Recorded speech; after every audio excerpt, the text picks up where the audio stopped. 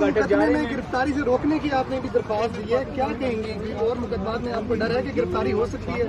हो सकती है, हमें ये तो नहीं पता, लेकिन इन्होंने जॉइंट में इस वक्त पिटीशन तो डाली है कि दोबारा गिरफ्तार ना करें।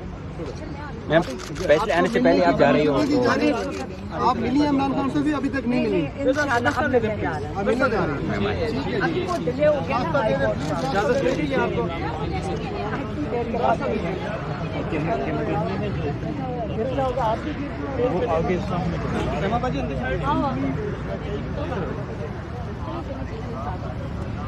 जगह दे आराम से आराम से।